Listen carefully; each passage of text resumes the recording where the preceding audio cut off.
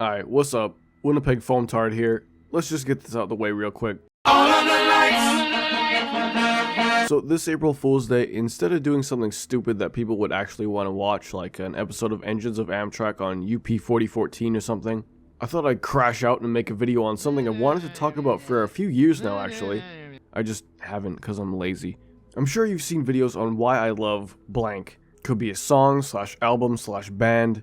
Could be a video game, a car, a movie or TV show, or if you're a a foamer, probably stuff like how Thomas changed my life, or why I like Amtrak. Those sort of videos, you know? But since it's 1, April Fool's Day, and 2, I'm a D1 hater, let's flip the script. All that stuff I just mentioned, there's something related to it that you hate. And it's no different for trained geeks like myself. You do you. To quote Karl Marx, opinions are like bungholes. Everyone's got one, and also I love capitalism. This company here, however, I hate on for a legitimate reason. So without further ado, let's yap about my op, OmniTRAX. Where is Omni-Man? Where is he?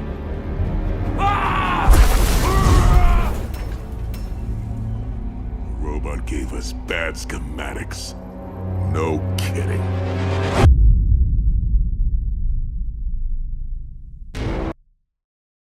Warning. This low iron disclaimer at the beginning of the video is to beg I can't even do the Brain McDongle's high iron voice. OmniTRAX, I know you sued the literal Canadian government, but please don't sue me. I'm just some moron on YouTube busting your balls for clout as a joke.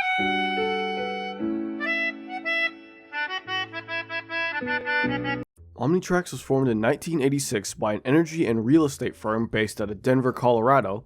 They aren't directly a railroad, but one of those holding companies that owns a bunch of small railroads like Watco, Genesee, Wyoming, or Iowa Pacific, for example. Throughout the late 80s and into the 90s, they expanded their network into states like Texas, Kansas, and Illinois. Fast forward to 1996, a pretty important year for them. OmniTRAX got their grubby little paws on branch lines in northern Manitoba and Saskatchewan after CN's privatization and axing of a lot of their branch lines across Canada. There was a pretty scummy move they pulled with the Carlton Trails Meadow Lake branch line where they let the line rot and didn't even respond to a local Saskatchewan group's offer to buy the tracks to keep trains to their towns and industries until it was too late and the line just got ripped up. That's not really anything compared to why I actually got beef with them. And no, it's not a foamer ass reason like, oh the conductor flipped me off when I was filming them, or oh they scrapped a GE-7 I liked. No. This is for something legit like I said earlier. This is the abridged history of the Hudson Bay's Churchill line. So, like I said, back in '96, Omni bought old CN lines up in northern Manitoba that served remote communities and mines and whatnot, as well as the port of Churchill itself.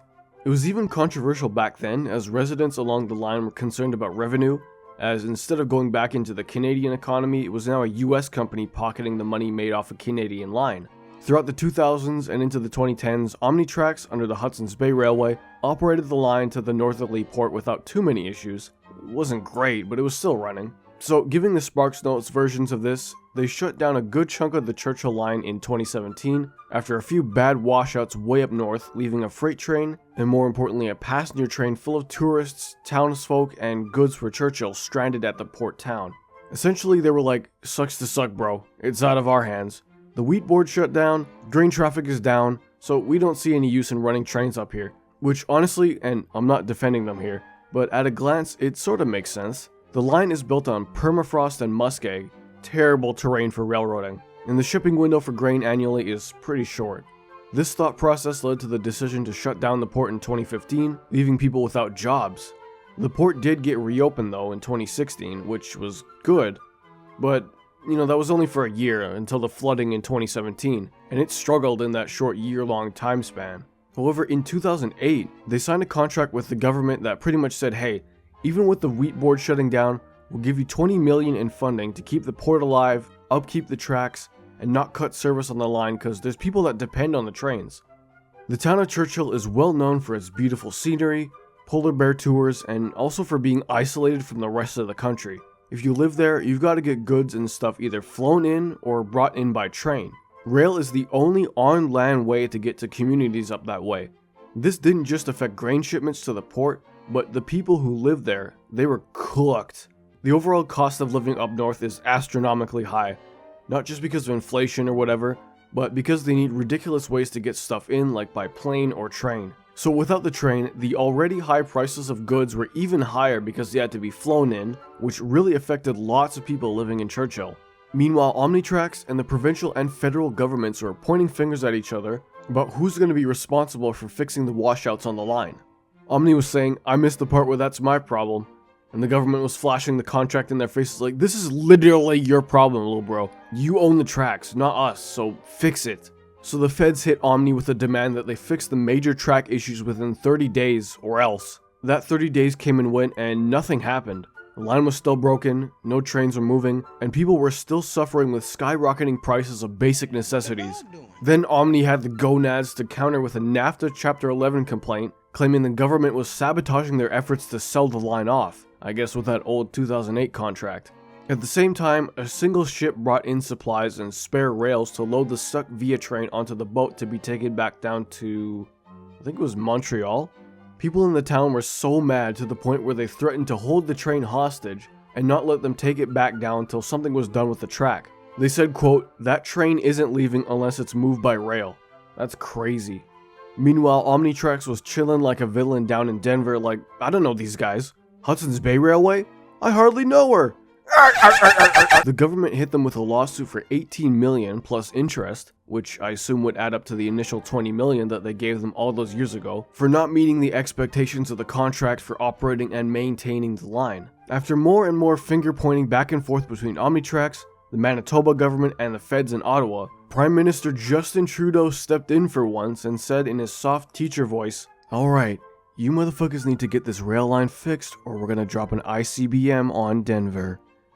No, I'm kidding. So OmniTRAX contracted some company to survey the track damage, and it was estimated it was going to cost somewhere in the ballpark of $60 million. OmniTRAX was all like, "We can't fix it. We don't have that kind of money laying around. You think money grows on trees?" Bro, check your pockets. Check the couch cushions or something. You have money. Because clearly none of that $20 million in funding went into the railway. Probably went into yachts and mansions and stuff like that. Fast forward to 2018, and at this point it's been a whole year and some change since the major flood damage.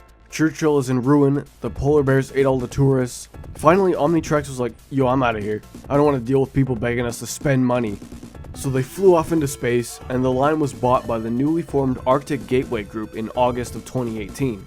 Another hero in saving the rail line to Churchill was none other than Can-Do Rails and Terminals. They were awarded the contract to repair the track. Right on, guys. All was well, and everyone lived happily ever after. Wrong! Alright, so this is another reason why I don't like this company. Their negligence led to someone actually losing their life. A month after Arctic Gateway took ownership, a train derailed up north after hitting a new washout that seriously injured the crew in the lead locomotive. The engineer survived, but the conductor did not make it out of the crash alive, sadly. Seeing as this happened right between the transfer of ownership between OmniTRAX and Arctic Gateway, it's technically on Arctic Gateway, but don't blame them. Because of the years of neglect that Arctic were trying to fix due to OmniTRAX, a train crashed and a railroader lost his life. And yet, OmniTRAX was not held responsible as far as I could see. That's wild. Are you sure?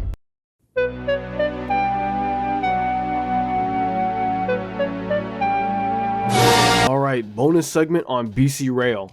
I didn't actually know this until doing research for this video, but OmniTRAX actually had a hand in the downfall of the BCR. So, speed running the situation, the BC government wanted to privatize BC Rail in the early 2000s. The BC Liberal Party at the time really didn't want to, yet OmniTRAX, with the help of BNSF, practically bribed them into putting it up for sale. OmniTRAX hired a lobbyist firm that bribed BC officials with cash and gifts, as in an all-expenses-paid trip to Denver to see a football game. CN won the bid by default as OmniTRAX backed out after their execs came to the conclusion that the government wanted CN to win anyway, even after Omni studied the classified government papers they got and upped their bid with the help of the Bean Sniff. And we all know the story from there. BC Rail was given to CN on a lease longer than the lifespan of a Viltrumite, it's a husk of its former glorious self, and it's sort of OmniTRAX's fault. And they got away with it. They got away with putting a railway through legal hell and sending government officials to jail. They just caused utter chaos and said, "Peace, we out." That's sort of the by dummies for dummies version of that story. Info isn't too readily available on it anymore. A lot of articles on it are lost to time. If you know more about it, leave a comment.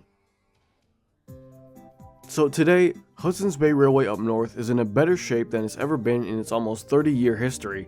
We've got the Keewatin Railway, a First Nation-owned short line that's getting new locomotives and railcars, and OmniTRAX is still surprisingly around in Canada. They still run the Carlton Trail around Saskatoon. I'm surprised after all this they didn't just pull out of Canada altogether. I wouldn't be surprised if they sell that off too, to fund private jets or something. In conclusion, corporate greed almost led to the collapse of people's lives in small isolated towns and reserves, the downfall of one of the top 3 greatest North American railways, and a conductor losing his life.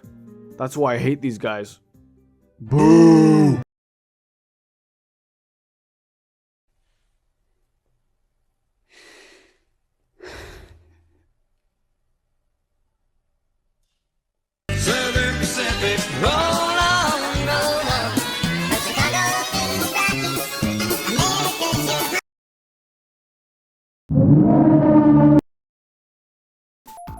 Alright, that's enough crashing out for one video. Otherwise, thanks for watching this satirical train commentary slop. Hit that subscribe button. For every new sub, I'll donate money towards the New York Central Mohawk restoration, cause the Mohawk quit, and they're trying to make him unquit.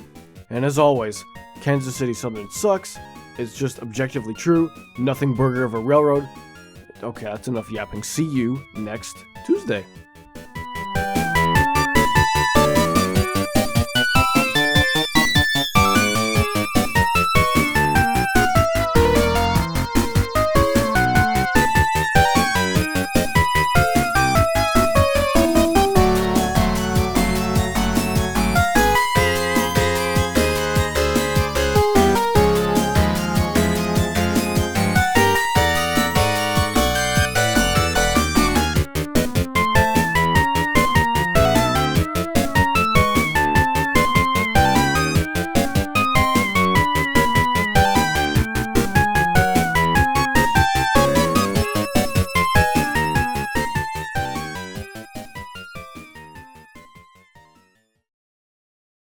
I had a pretty interesting day.